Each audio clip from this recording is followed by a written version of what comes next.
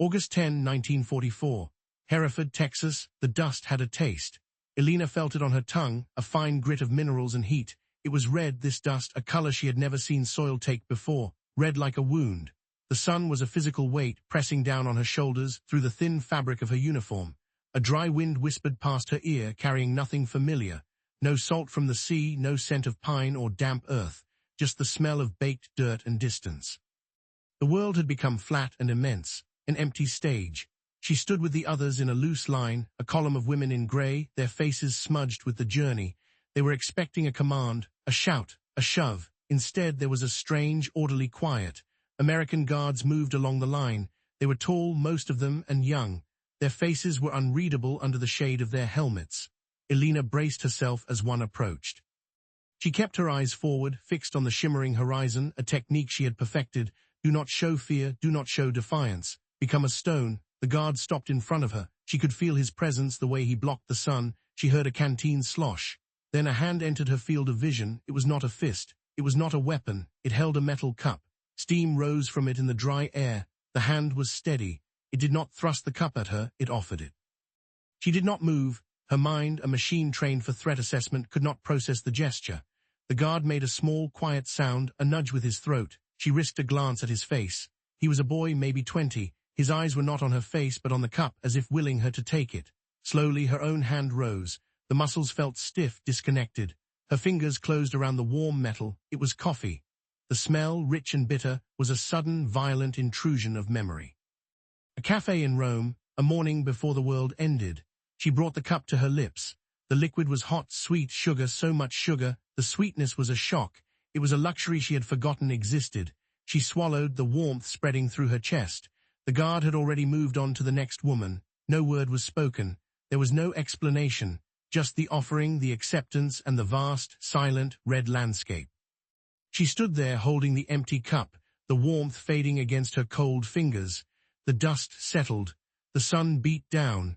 And for the first time in months, Elena felt not fear, but a profound and unsettling confusion. This was not the America they had been promised. The women of the Corpo Ausiliario Femminile *, the female auxiliaries of Mussolini's blackshirts, had been drilled on the nature of their enemy. They were told the Americans were a mongrel race, decadent, undisciplined, barbaric, a nation of gangsters and hedonists who would show no mercy. When their units were captured in the final, chaotic collapses of the war in Italy, they prepared for the worst: interrogation, starvation, execution. Instead, they were put on ships. The journey itself was a blur of sickness and dread, the ocean a grey, churning void. They landed not in a hellscape of industrial decay, but in a port bustling with an impossible amount of material. Then came the trains. For days, they traveled west, the landscape unfolding outside their windows like a map of an alien world. The green hills of the east coast gave way to a central plain, so large it seemed to mock the very idea of a border. Sofia, who had never been more than 50 kilometers from her village in the Abruzzo Mountains, watched the endless flatness scroll by and felt a new kind of imprisonment. Not of walls, but of sheer, unending space. You could run for a week in any direction and arrive at nothing. The train finally stopped here, in Hereford, Texas, at a place officially designated prisoner of war camp Hereford. It was one of over 500 such camps scattered across the United States, a vast, invisible archipelago holding nearly 500,000 captured soldiers. But Hereford was different. It held Italians, and among them it held women, ideologically committed women. They were fascists, true believers who had volunteered to serve the Duce. They had run communications, staffed anti-aircraft batteries, and served as administrative clerks for a dying regime. Now they were inventory. The camp itself was a city built of wood and wire. Rows of single-story barracks stretched in perfect geometric lines. Guard towers punctuated the perimeter. The fence was tall, topped with barbed wire that glinted in the sun. It was undeniably a prison. But inside the wire, the rules of their universe were systematically inverted. The material stakes had changed. In Italy, the risk was a bomb falling from the sky, a stray bullet, the gnawing emptiness of hunger. The primary constraint was survival. Here the risk was psychological. The constraint was a loss of meaning. They were fed 3 times a day, meals with more calories than they had seen in a year. They slept on cots with clean blankets. A doctor examined them. This provision, this meticulous, impersonal care, was more disorienting than brutality would have been. Brutality they understood. It affirmed their worldview. This methodical sustenance, delivered by the hands of their sworn enemies, was a language they could not comprehend. It was an assault not on their bodies, but on their convictions. The world they had been taught to believe in and the world they now inhabited existed in a state of constant, grinding contradiction. The primary tension was not between captive and captor, but between fascist propaganda and American reality, a battle fought not with weapons, but with bread, soap, and regulations. It began with the image of the American soldier. In the newsreels and posters back home, he was a brute.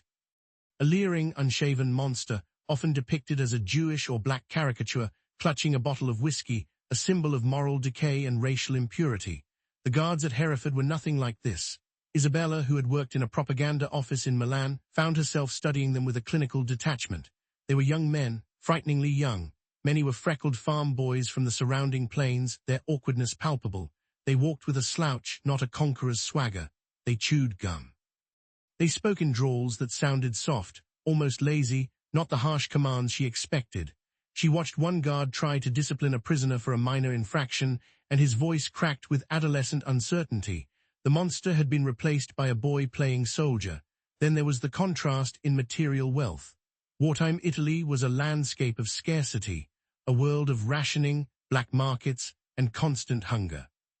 Women learned to count calories, to stretch a loaf of bread for a week, to make soup from weeds. Here abundance was the norm. It was an overwhelming, almost obscene spectacle. At breakfast there was coffee with real sugar and milk. There was white bread, soft and tasteless to their palates accustomed to coarse, dark loaves, but undeniably plentiful. Sophia once saw a cook throw a pot of leftover oatmeal into a garbage can. The waste was so shocking she felt a physical jolt. It was an act of casual blasphemy against the god of scarcity she had worshipped for years. More than a single battle, this display of effortless plenty signaled a deeper, more profound victory. The labor was another point of dissonance. They were the defeated, and they expected to be treated as such, put to work in mines or factories, worked to exhaustion as retribution. Instead, their labor was organized, regulated, and strangely domestic. They were assigned to the camp laundry, the kitchens, the infirmary. The work was monotonous, but it was not punitive. The laundry in particular was a revelation. It was a massive building filled with enormous, rumbling machines that washed and dried clothes with an efficiency that seemed like magic. Isabella, watching a machine spin a week's worth of uniforms clean in under an hour, thought of the women in her village, spending an entire day bent over a stream, beating clothes against a rock. The Americans had even turned washing into an industrial process. This contrast between their expectation of a cruel, chaotic enemy and their experience of an organized, prosperous, and almost boringly bureaucratic one was the central fact of their new lives. They were prisoners of an opponent who defeated them not with cruelty, but with competence. Through the eyes of the women, these abstract contrasts became a daily ledger of lived experience. Each observation was a small entry, a piece of data that slowly, methodically, invalidated their entire belief system. Elena, the quiet observer, made it her mission to understand the camp's inner workings. She treated it like an intelligence problem. She learned to tell time by the movement of the guards, the shift changes as reliable as a clock. She noted the number of supply trucks arriving each morning, never less than 5, sometimes as many as 10. She watched the quartermaster, a man the others called Sergeant Miller. He was not a large man, and he rarely smiled. He moved with a quiet efficiency, his clipboard a permanent extension of his hand. Elena saw him one afternoon counting boxes of canned peaches, his lips moving silently, his finger tapping each box. He recounted 3 times to be sure. The meticulousness of the act struck her. This was not the work of a passionate warrior. This was the work of a clerk, an accountant, an agent of a system so vast and well supplied that its primary concern was accurate inventory. This man, Sergeant Miller, was not a monster. He was a bureaucrat in a uniform. His power came not from a rifle, but from a list. Sophia's focus was more tactical, more immediate. She saw the world in terms of resources and opportunities. She learned which guards were lenient, which were strict. She learned that a smile and a fumbled attempt at an English word could often yield an extra bar of soap or a needle and thread. She catalogued the guards' behaviors not in ideological terms, but practical ones. Corporal Jessup, the boy from Oklahoma, could be distracted by questions about his family's farm. Sergeant Reyes, a Mexican-American from San Antonio, was strict about rules, but would look the other way if a woman took an extra apple from the mess hall. She wasn't trying to understand the American soul, she was learning the user manual for her prison. Her interactions were a series of small, calculated experiments. When she needed a new pair of shoes, she didn't beg. She approached the supply depot, pointed to her worn-out soles, and said one of the few English words she knew, "Please." The guard on duty, a man she had never seen before, looked at her feet, grunted, and disappeared inside. He returned with a new pair of sturdy work boots. The transaction was devoid of emotion. It was a simple input and output. A need was identified and a resource was dispensed. For Sophia, it was a lesson in how this new world worked, not through favor or status, but through a system of predictable procedures. For Isabella, the former propagandist, the experience was a constant, low-grade ideological fever. Every act of mundane American competence was a challenge. She remembered the speeches she had helped write, glorifying the virtues of fascist sacrifice, discipline, and spiritual superiority over the crass materialism of the democracies. Now she saw the fruits of that materialism, and they were undeniable. She saw a medic in the infirmary unwrap a sterile bandage from a paper packet. One bandage, used once, then thrown away. At home, a bandage was a precious cloth to be washed and reused until it fell apart. The casual disposability of the American bandage felt more powerful than a tank. It spoke of a productive capacity, a depth of resources that her own nation, for all its martial posturing, could not begin to match. At night in the dark of the barracks, the slogans she had once cherished would echo in her mind. Believe, obey, fight. It is better to live one day as a lion than 100 years as a sheep. The words felt like artifacts from another life, brittle and hollow. She was a lion in a well-fed cage, and she was beginning to suspect the sheep owned the world. The mechanism that governed their existence, the invisible architecture that produced this bewildering reality, was a document, a set of rules drafted in a neutral city thousands of miles away. The Geneva Convention of 1929 relative to the treatment of prisoners of war. Most of the women had never heard of it. They had been raised in a political culture that celebrated the will to power and scorned legalistic niceties. The idea that the conduct of war could be governed by a gentleman's agreement was, to them, a sign of weakness, of bourgeois delusion. Yet the logic of this document was the single most powerful force in their lives. The causal chain was simple and relentless. The United States was a signatory to the convention. As such, it was legally bound to provide prisoners of war with housing, food, and medical care equivalent to that of its own soldiers in base camps.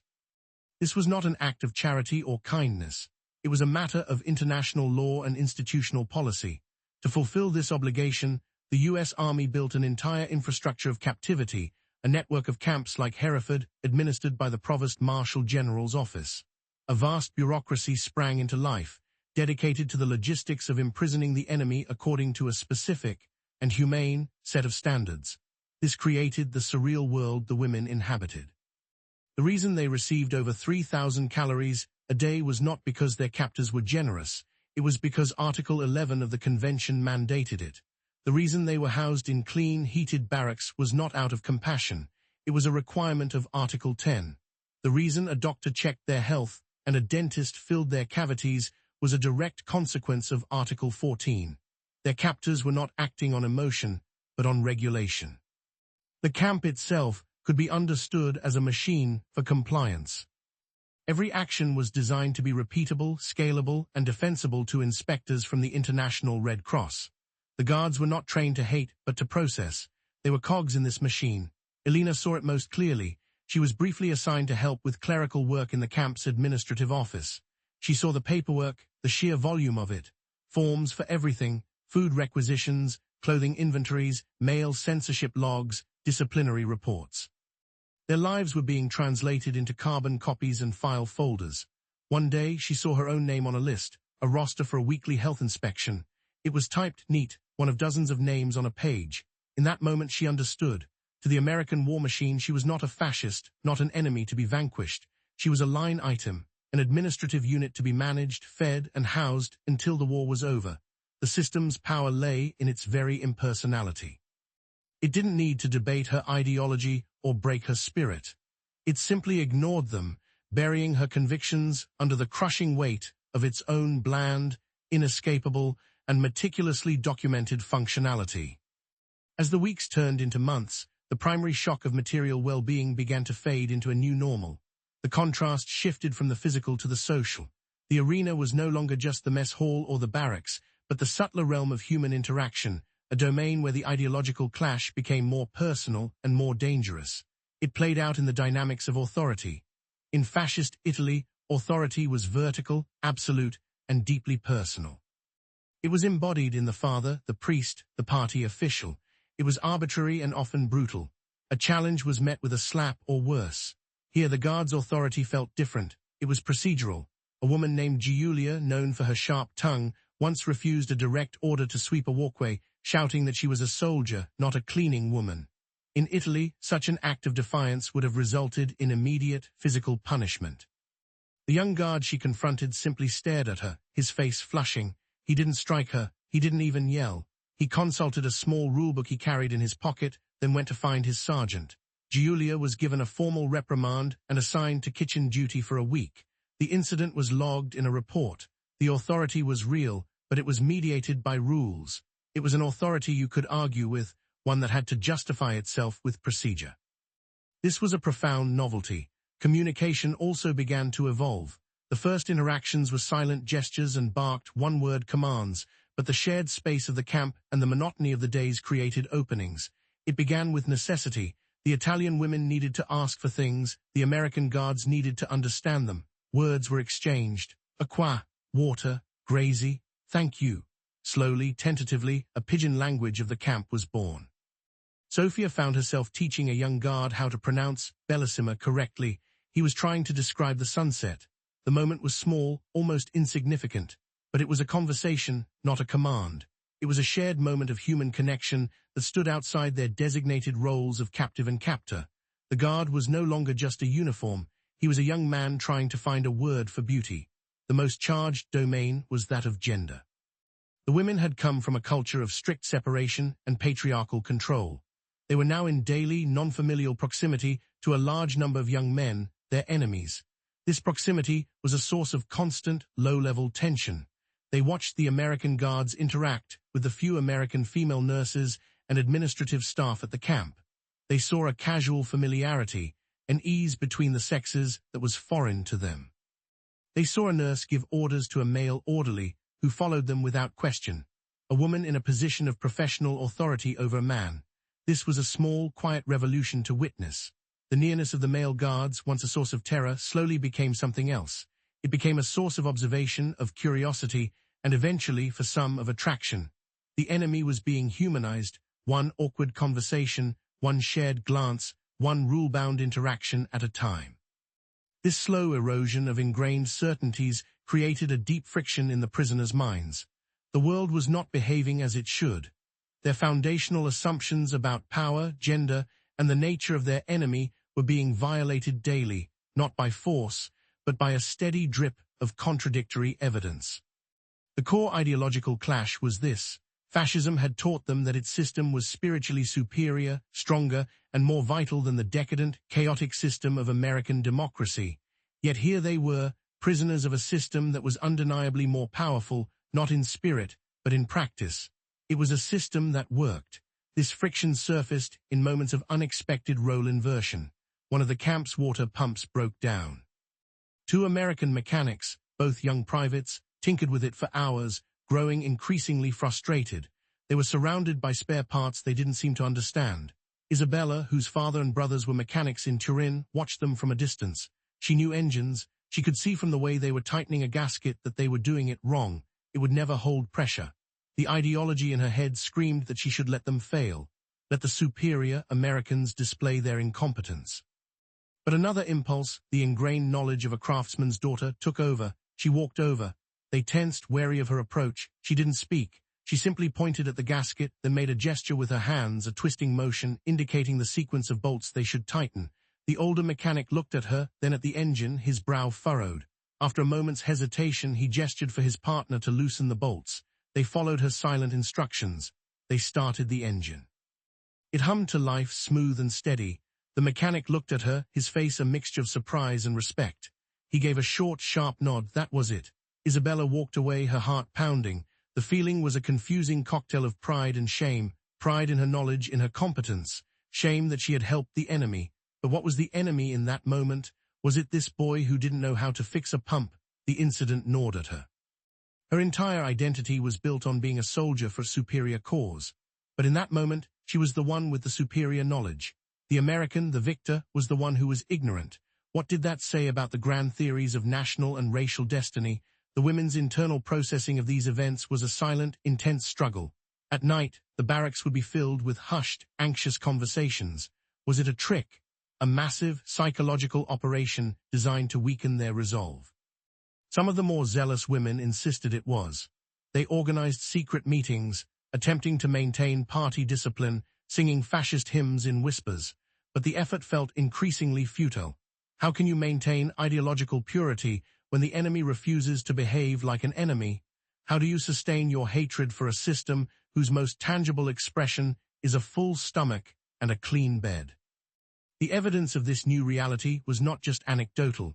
It was quantifiable, written down in logs and manifests that some of the women could see with their own eyes. The American system was not only functional, it was compulsively documented. Its power was legible in its paperwork.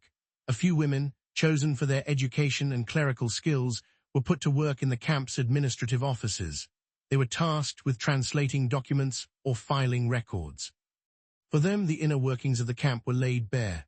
Elena, in her brief stint as a file clerk, was confronted daily with the logistical immensity of the American war effort. She handled shipping manifests for the camp's quartermaster. The numbers were staggering: 10,000 pounds of flour, 500 crates of canned peaches, 200 barrels of coffee. These were just the deliveries for 1 week, to one camp in the middle of nowhere. She, who came from a country where a single egg was a luxury, was now filing the paperwork for a river of goods so vast it defied imagination. This wasn't propaganda, it was a bill of lading. It was the banal, irrefutable truth of industrial power. The women's connection to the outside world, their letters from home, provided the other half of the equation. Mail was slow, irregular, and heavily censored by both Italian and American authorities, but what got through was enough. The letters were chronicles of a world disintegrating. Sophia's sister wrote from Naples. Her words were carefully chosen, but the desperation bled through the ink. She wrote about the difficulty of finding food. She described the family's daily meal, a thin soup of vegetables. She mentioned that the baby had been sick, that medicine was as rare as gold. Sophia read the letter while sitting in the mess hall, a half-eaten plate of beef stew and buttered bread in front of her. The contrast was a physical pain, a guilt so sharp it felt like a shard of glass in her gut. Her family was starving in the homeland she had fought for, while she, a prisoner, was growing healthy in the land of the enemy. The specifics of camp procedure also served as a form of evidence. The regular medical inspections were a case in point. Every 2 weeks, a doctor would examine them. He checked their teeth, their weight, their eyes. It was a humiliating, impersonal process, but it was also thorough. They were being maintained like valuable livestock. Isabella, who had a persistent toothache, was sent to the camp dentist. He drilled and filled her cavity with professional indifference. The procedure was modern, efficient, and painless. She realized that she had received better medical care as a prisoner of war than she ever had as a free citizen of the Italian Social Republic. This accumulation of evidence, the supply logs, the letters from home, the daily procedures, worked like a slow-acting acid on their ideological foundations. Beliefs cannot long survive a direct, daily, and total contradiction by lived reality. The world they had been promised was a lie. The world they were in was real, and in that real world, America was not the monster. It was the machine that worked. The collapse of a worldview is not a quiet, intellectual exercise. It is a violent, physical, and emotional process. It lands in the body. For the women in Hereford, the shattering of their fascist faith manifested as a collection of low-grade, persistent ailments. Insomnia became a common affliction. Lying awake in the barracks, the silence of the Texas night was a terrifying void. There were no air raid sirens, no distant rumble of artillery, none of the familiar sounds of a nation at war. This profound quiet gave their minds too much room to race, to question, to doubt. The certainties that had once been their armor were gone, leaving them exposed and raw. Elena would lie on her cot and chart the constellations in the unfamiliar sky, trying to impose a sense of order on a universe that no longer made sense. A deep, unshakable fatigue settled over many of the women. It was not just the result of physical labor. It was a soul weariness, the exhaustion that comes from holding two contradictory ideas in your head at once. Sophia found her hands would tremble for no reason. She developed a nervous tic, constantly smoothing the fabric of her uniform over her knee. It was a small, repetitive gesture to ward off the encroaching chaos in her mind. The psychological cost was immense. They had sacrificed their youth for an idea, and the idea was proving to be a fraud. This created a crisis not just of politics, but of identity. If they were not soldiers of a glorious new Roman Empire, then what were they? The question was terrifying. Tensions flared within their own ranks. A small, hardcore contingent of prisoners clung desperately to their faith. They saw the others, the ones who were beginning to adapt, as weak as collaborators. One afternoon, one of these zealots cornered Isabella by the laundry building. "I see you," she hissed, her voice low and venomous. "I see you smiling at them. You're a disgrace, a traitor." The word hung in the air between them. Isabella felt a surge of cold dread. In the world she had come from, that accusation was a death sentence. But here, in this strange new context, the word had lost some of its power. What exactly was she betraying? A memory? A lie? She said nothing. She simply turned and walked away, her legs unsteady beneath her. That night she couldn't eat. The food tasted like ash. The emotional crescendo was not a single, dramatic event, but this slow, grinding erosion of self. It was in the quiet moments that the full weight of their situation landed, in the hushed whispers after lights out. Sophia turned to Elena in the dark one night, her voice barely audible. "Do you think," she began, "do you think we will ever go home?" Elena lay still for a long time, staring at the wooden ceiling. "I don't know," she finally whispered back. "And if we did, what is home now?" It was in this vacuum of meaning, this profound state of ideological and emotional homelessness, that new attachments began to form. A kind word from a guard, a shared joke, a lingering glance, these small gestures of humanity became lifelines. They were not just romantic overtures. They were anchors in a world that had come adrift. The love that would eventually bloom in this camp was not born of passion, but of desperation. It was a search for something, anything, to believe in again.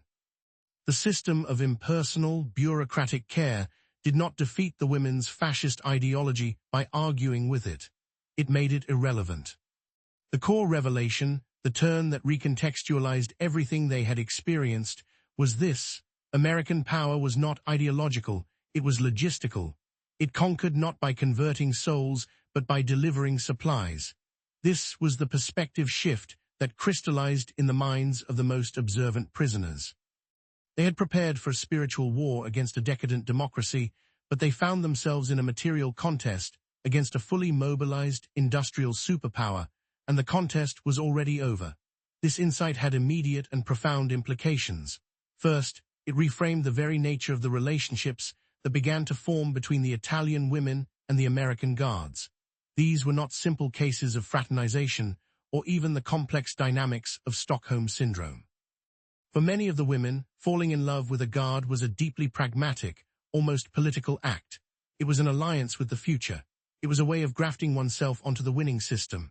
The individual man was in some ways secondary. He was the accessible human representative of a larger, more abstract power that had demonstrated its absolute superiority. A woman choosing a guard was choosing competence, stability, and a world that worked. Second, this revelation recast the American guards themselves. They were not conquerors or seducers in the classic sense.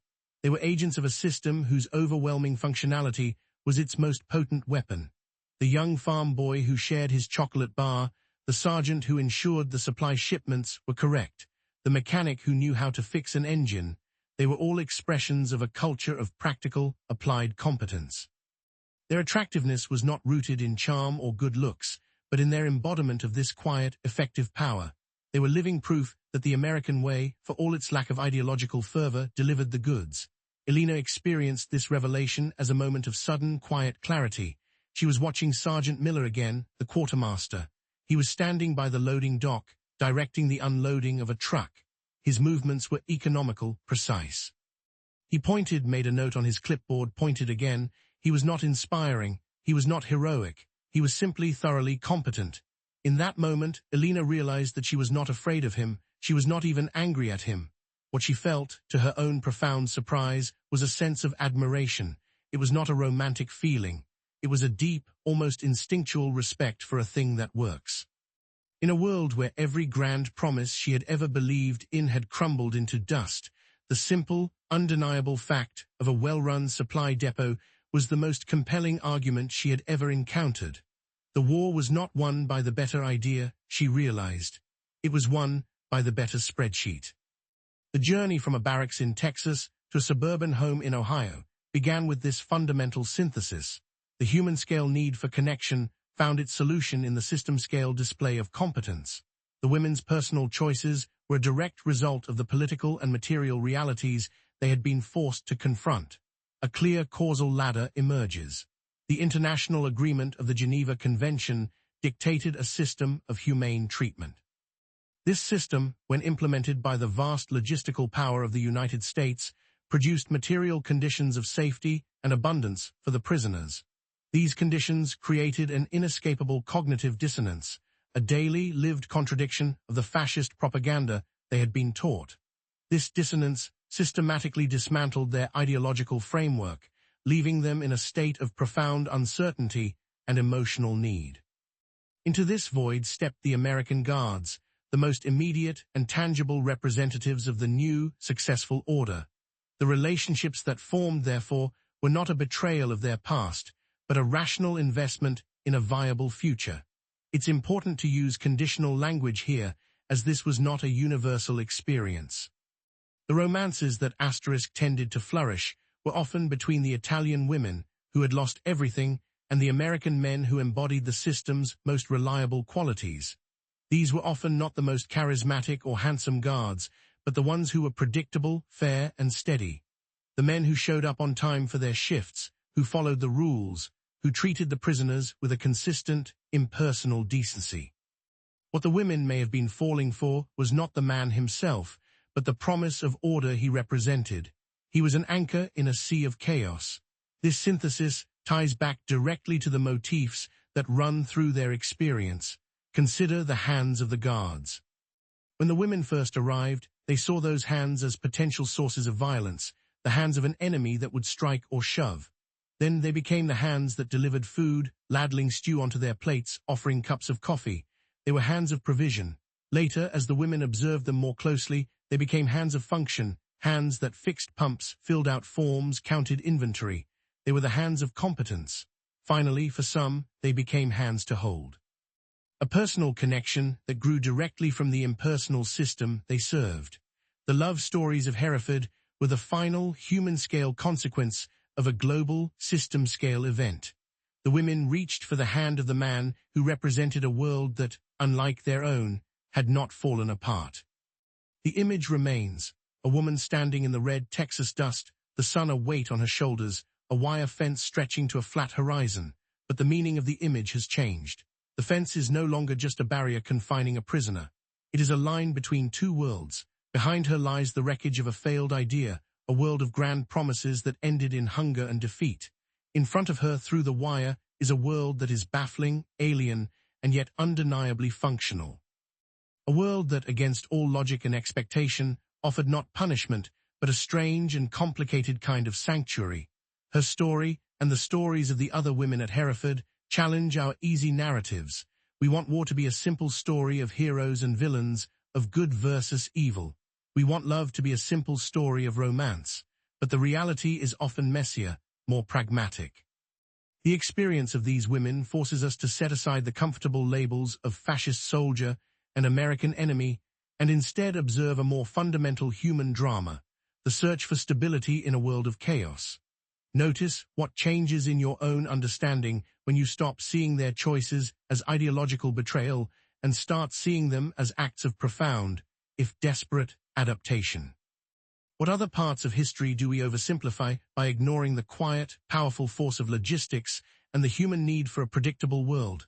The story did not end when the camp gates opened. For many of these women, the war was followed by a difficult peace. They married their American guards, trading one form of confinement for another, navigating a new language, a new culture, and the suspicious gaze of their new American neighbors. In our next episode, we explore what happened when the enemy came home to dinner. To understand the choices they made next and the lives they built from the ashes of their old world, subscribe and join us for the rest of their journey.